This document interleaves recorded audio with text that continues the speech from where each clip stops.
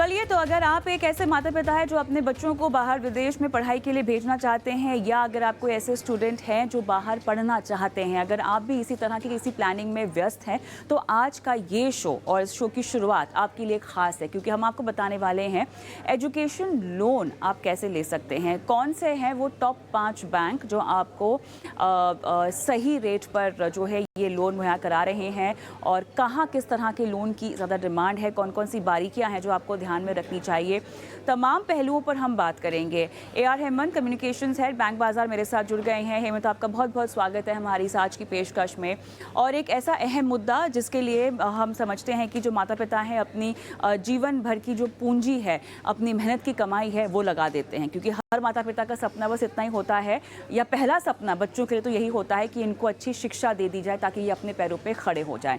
और जब भी हम एजुकेशन की बात करते हैं, और ख़ासतौर से जब हम एजुकेशन के खर्चे की बात करते हैं, तो आपको ये समझना होगा कि जैसे महंगाई आपके हर इन्वेस्टमेंट प्लानिंग पर एक रोड़ा बन सकती है, एजुकेशन की प्लानिंग जब भी आप कर रहे हैं, एजुकेशन के लिए इन्वेस्टमेंट प्लानिंग जब आप कर रहे हैं, तो यहाँ भी महंगाई एक बहुत बड़े विलन के तौर पर उभर सकती है, क्योंकि खाने पीने की महंगाई दर के मुकाबले ये कई गुना ज़्यादा जल्दी चढ़ती है और चलती है। अभी भी अगर हम देखें तो 12 से 14% के तौर पर जो है एजुकेशन इन्फ्लेशन वो बढ़ता हुआ दिखाई दिया है, यानी पढ़ाई लिखाई महंगी हो रही है। आप माता पिता हैं, ऑलरेडी आप ये बात देख ही रहे होंगे, भले ही आपके बच्चे स्कूल में स्कूल की फ़ीस की हम बात हो या उससे जुड़े खर्चों की बात हो। हेमंत, पढ़ाई का खर्चा लगातार बढ़ता जा रहा है। पहले वो समय और था जब आप मेरे ख्याल से कम कम खर्चों में ही आप बच्चों को पढ़ा लिखाया करते थे, तब इतना कंपटीशन भी नहीं होता था। अब कोर्सेज इतने ज़्यादा हो गए हैं, बच्चों में अवेयरनेस और आगे पढ़ने लिखने की मंशा इतनी ज़्यादा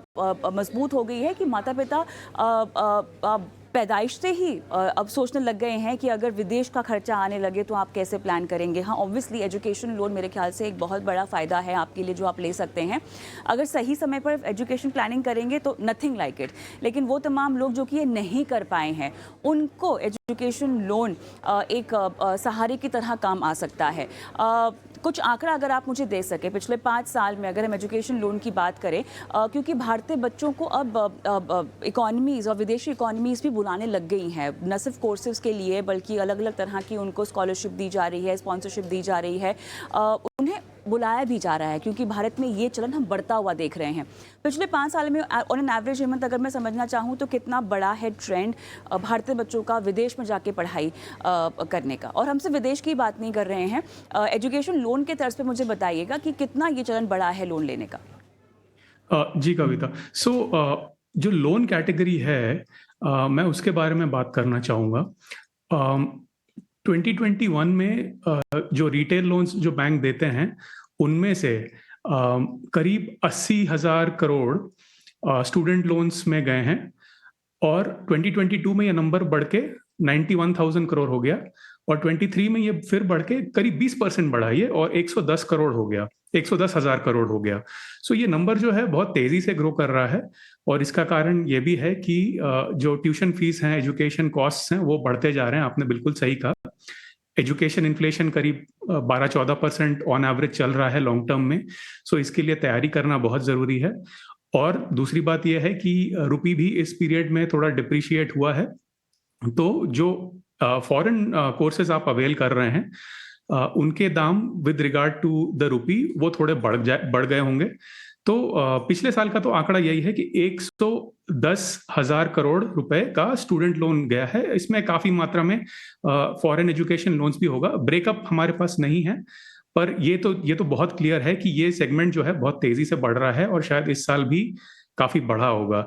और जो ओवरऑल रिटेल लेंडिंग की जो ग्रोथ है, पिछले साल 18% थी, तो उस इंडस्ट्री लेवल ग्रोथ से स्टडी लोन्स ज्यादा तेजी से ग्रो कर रहे हैं। ये लास्ट ईयर का ट्रेंड है, हमें इस साल का ट्रेंड देखना पड़ेगा, बट डिमांड की कोई कमी नहीं है। एजुकेशन कॉस्ट बढ़ते जा रहे हैं, और लोगों की फाइनेंसिंग की जरूरतें भी बढ़ते जा रही हैं। कविता, बिल्कुल आपने सही कहा, यहाँ पर डिमांड बढ़ती जा रही है, और अलग अलग नए तरह के कोर्सेज भी क्योंकि आ रहे हैं, स्पेशलाइज्ड कोर्सेज आ रहे हैं, तो रुझान भी बच्चों का और माता पिता का उस ओर बढ़ने लगा है। अच्छा, ऑन एन एवरेज अगर मैं इस लोन का टिकट साइज समझना चाहूँ तो वो क्या निकल कर आ रहा है आपके डेटा के मुताबिक? हेमंत, कितने तक का लोन ले रहे हैं लोग, भले ही बाहर जाना हो या भारत में पढ़ाई कर रहे हो?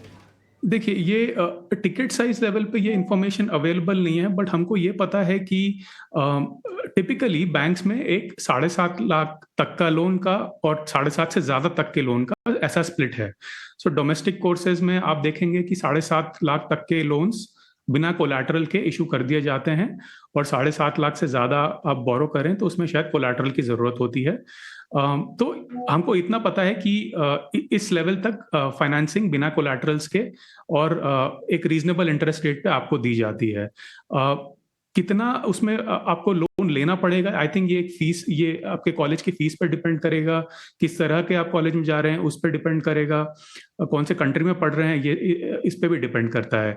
तो ज़्यादातर जो लोन्स हैं वो तो 10 लाख से कम के ही होंगे, पर अगर तो आप फॉरेन हेमंत, इसी का ही एजुकेशन आकलन हम करवा लेते हैं दर्शकों को, क्योंकि बहुत ज़रूरी है ये सब चीज़ों को ध्यान में रखना। अगर आप लोन लेना भी चाहते हैं तो किन किन बातों के आधार पे आपको ये लोन अमाउंट डिसाइड करना चाहिए।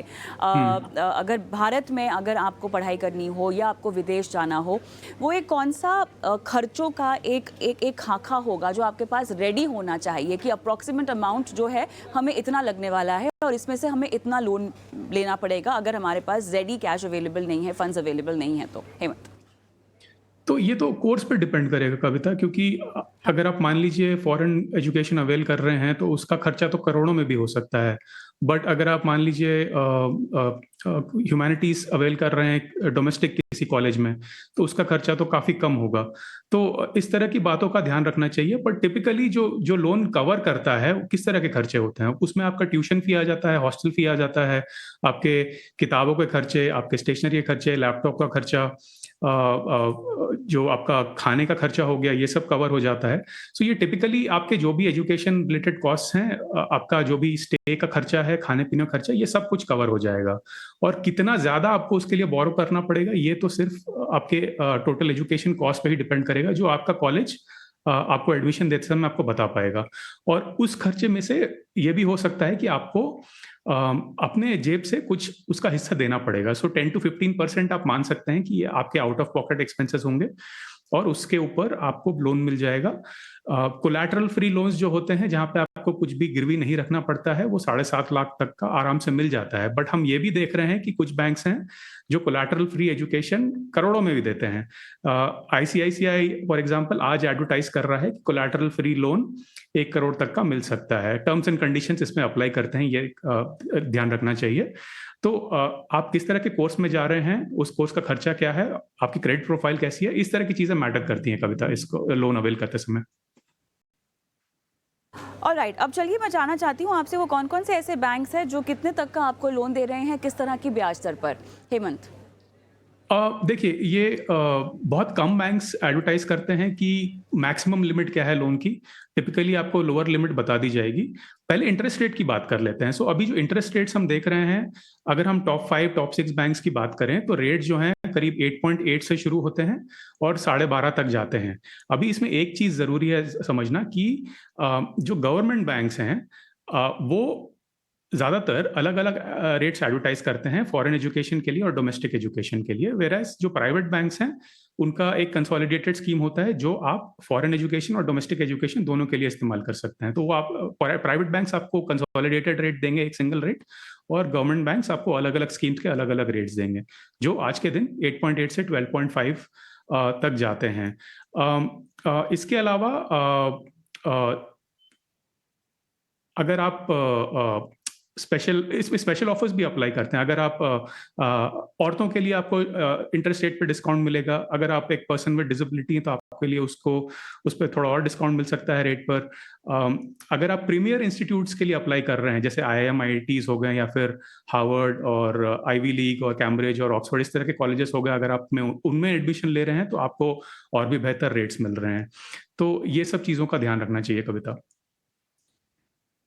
ऑलराइट, तो इसके लिए बहुत ज़रूरी है कि टॉप 5 बैंकों की सूची भले ही आपके पास हो, लेकिन आपकी रिक्वायरमेंट क्या है वो आपको ध्यान में रखनी है। और उसके साथ साथ क्योंकि ये एक लोन है और मेरे ख्याल से यहाँ पे कोई टैक्स में भी आपको फ़ायदा मिल रहा है, खासतौर से अगर आप पुरानी टैक्स रिजीम या टैक्स व्यवस्था के आधार पर टैक्स चुकाते हैं। लेकिन उसके साथ साथ एक रीपेमेंट स्ट्रैटेजी भी है जो आपको ध्यान में रख लेनी चाहिए।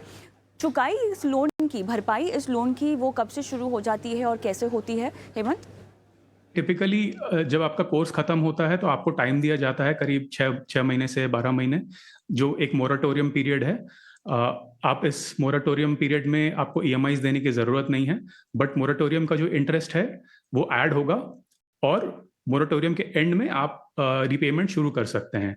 ये आपके ऊपर है कि आप मोरेटोरियम अवेल करना चाहते हैं या नहीं चाहते हैं। अगर आप तुरंत लोन चुकाना शुरू कर दें तो ये आपके लिए बेहतर है, क्योंकि आपका इंटरेस्ट बर्डन कम हो जाता है।